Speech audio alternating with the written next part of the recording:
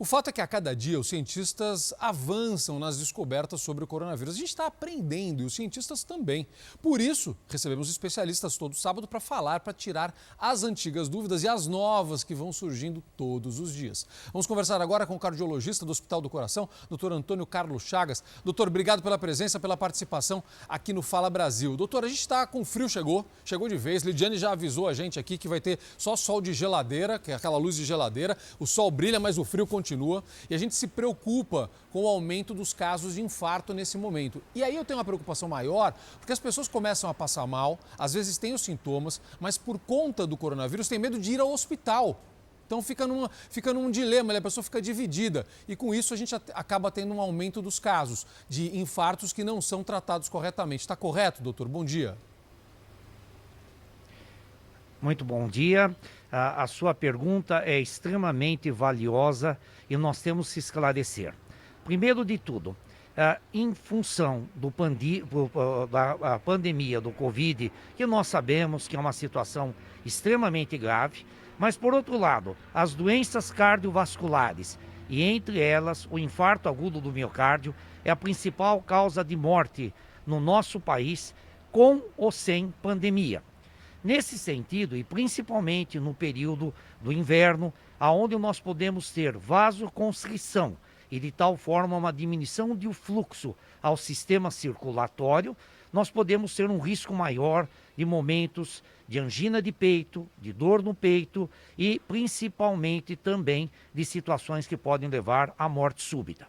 Só para que vocês tenham uma ideia, o atendimento em pacientes com quadros coronarianos é feito nos hospitais, especificamente no nosso Hospital do Coração, por uma via de acesso totalmente distinta da via do gripário. De tal forma que o paciente que esteja apresentando sintomas de dor no peito, sintomas de arritmia cardíaca, sintomas de falta de ar mais relacionados à sua doença de base, não devem ficar em casa. Eles devem procurar o hospital, eles devem comunicar-se com o seu médico que o acompanha. Por quê? Porque dados que nós temos da Sociedade Brasileira de Cardiologia, nós tivemos uma diminuição muito acentuada no que diz respeito à procura pelos serviços de emergência. Isso não foi só aqui no Brasil. A Itália teve, por exemplo, um aumento de 70% de mortes ocorridas em casa. E mais ainda, os nossos serviços de atendimento de emergência, como o SAMU da cidade de São Paulo, teve uma diminuição acentuada do número de chamadas. Nos Estados Unidos, principalmente na cidade de Nova York, durante a fase mais aguda da pandemia, eles registraram um aumento da ordem de 30% dos casos de ocorrência de morte súbita em casa. Portanto, a nossa recomendação que aquele indivíduo que venha a experimentar sintomas cardíacos, que apresente dor no peito, que apresente palpitações, arritmia, não deixe de procurar o seu hospital de referência. Os hospitais estão absolutamente adaptados para ter portas de entradas distintas para o covidário, para o gripário e para aquela área de atendimento da emergência cardiovascular. Doutor, e uma outra coisa muito importante a ser destacada. Pode falar, pode terminar. É a questão também daqueles que venham apresentar sintomas correspondentes às isquemias cerebrais.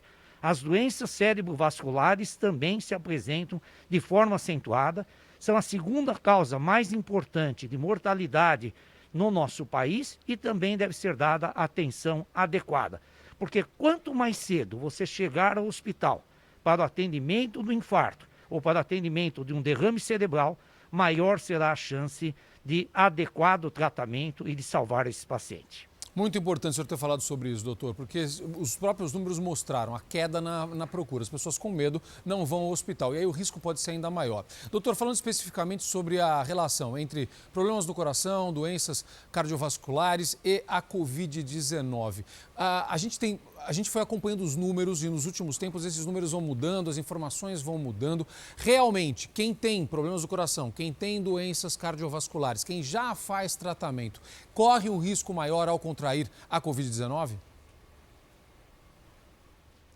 Sim. O indivíduo que tem doença cardiovascular prévia, ele tem um maior risco de desenvolver a doença com gravidade. Tanto que, quando se analisam as mortes por Covid confirmadas, nós temos como a principal causa dela de doença associada à doença cardiovascular. Igualmente são também associados o próprio diabetes, as doenças metabólicas e as doenças neurológicas. Agora, o ponto de se acentuar é que esta infecção desenvolve ações da maior importância também sobre o músculo cardíaco, de tal maneira que, além da já reconhecida alteração pulmonar que é desenvolvida pela infecção, nós teremos também uma importante ação infecciosa e inflamatória no coração, de tal maneira que pode se desenvolver uma miocardite, alteração endotelial importante e, principalmente, uma tempestade de citocinas. Essa situação fará com que nós tenhamos um risco maior de arritmias, um risco maior de disfunção do ventrículo esquerdo, da capacidade contrátil do coração, e são exatamente esses pacientes que podem vir a necessitar, além de suporte respiratório, inclusive suporte circulatório, quer seja de um próprio balão intraórtico ou até um mecanismo de ECMO. De tal maneira que, dentre os doentes graves para a evolução do Covid, o paciente com doença cardiovascular prévia, em função desta condição da miocardite que pode ser desenvolvida, ele indiscutivelmente tem um risco maior do que o doente não cardíaco. Doutor, a próxima pergunta, que é de telespectador, os nossos telespectadores participam, é muito importante, tem a ver com uma imagem que nós mostramos hoje. A gente mostrou a gente praticando exercício, a gente já mostrou o pessoal no Rio de Janeiro sem máscara, enfim. A gente está falando muito sobre isso, sobre atividade física hoje. Pergunta da Terezinha, põe na tela pra gente, ela é de Marechal Floriano, no Espírito Santo. Obrigado, Terezinha, um beijo pro Espírito Santo. Ela diz o seguinte, que ela precisa fazer caminhada todos os dias por recomendação médica. E ela quer saber quais cuidados ela deve tomar, ou se neste momento ela deveria suspender a atividade no período da pandemia. O pessoal fica muito na dúvida, ela tem 65 anos, viu, doutor? Pois não, a pergunta de Nossa Senhora lá do Espírito Santo, estado que eu tenho, aliás, um carinho muito grande, a pergunta dela é uma pergunta muito constante a nós cardiologistas. Indiscutivelmente, esse é um momento que as pessoas estão inativas, estão se alimentando de forma irregular, muitas pessoas estão ganhando peso, muitas pessoas estão aumentando o consumo de álcool, de tal maneira que é um momento que a pandemia traz também importantes modificações nos hábitos de vida. Aqueles que têm condições de fazer caminhadas podem fazê-lo, desde que sejam mantidas as adequadas condições de distanciamento social, o uso de máscara e, indiscutivelmente, tomar todos os cuidados onde se venha a tocar, quer dizer, utilizar de álcool gel, lavar muito as suas mãos e, indiscutivelmente, fazer as caminhadas com distanciamento social.